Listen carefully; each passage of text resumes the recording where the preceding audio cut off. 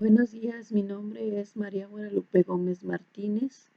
Mi número de matrícula es MX003377. La carrera que estoy cursando es licenciatura en contabilidad. Y la licenciada Tania Lozano Esparza nos impartió lo que es la materia de la macroeconomía.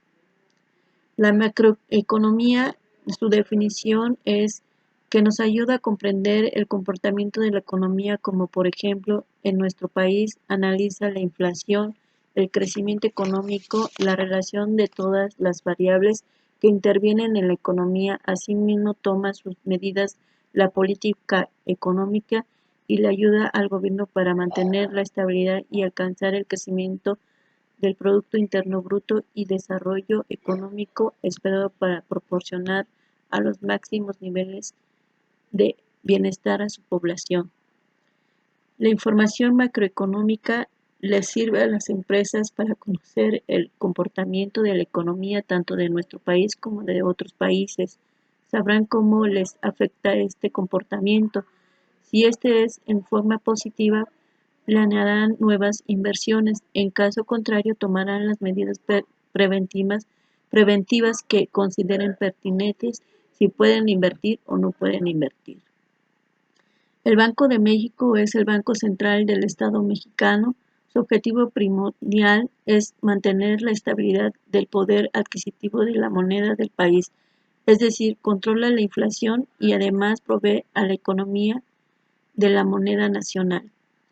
Otros de los temas que en nuestro proyecto realizamos fue lo que fue la historia de nuestro país, las crisis económicas que ha sufrido a lo largo de la historia. Y nuestra economía se ha visto afectada desde nuestra historia de los años 1910 a 1982, en 1910 a 1920. La Revolución Mexicana sufrió la gran inestabilidad financiera provocada por la pérdida de capital, recursos naturales y fuerza de trabajo.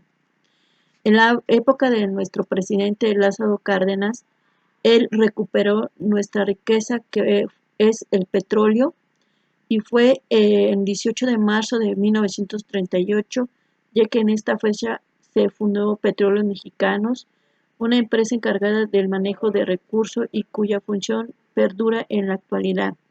Es importante señalar que la economía se vio afectada debido al estancamiento de la producción del maíz y del frijol, como también en lo que fue de que bajó lo que el oro y la plata fueron uno de los que también fueron afectados en nuestro país.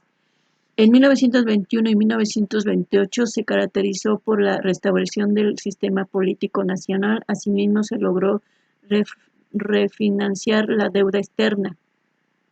También otro de los de lo que pasó en estos años fue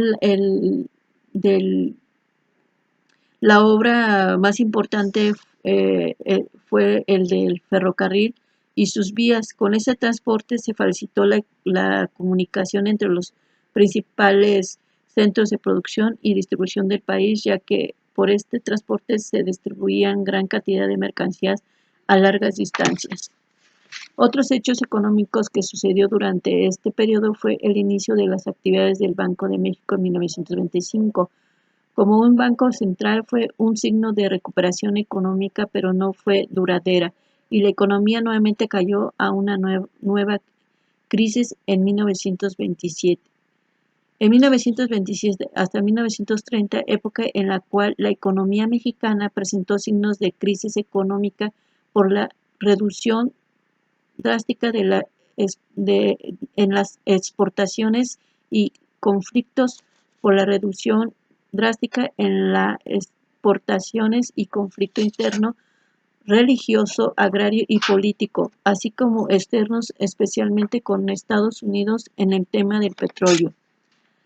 En 1982, donde estuvieron gobernando Díaz Ordaz, Luis Echeverría y José López Portillo, La economía muestra una dura caída que se refleja en un crecimiento descontrolado de la deuda externa, altas tasas de interés y una fuerte devaluación del peso frente al dólar.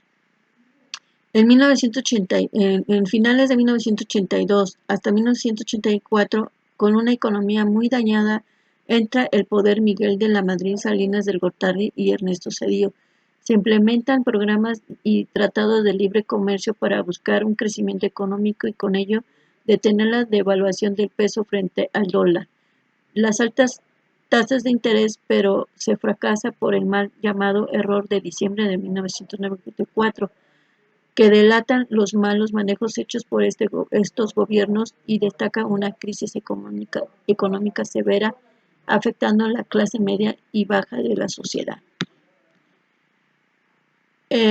La economía de México depende de la filosofía de los que nos gobiernan y que la historia dice que los gobernantes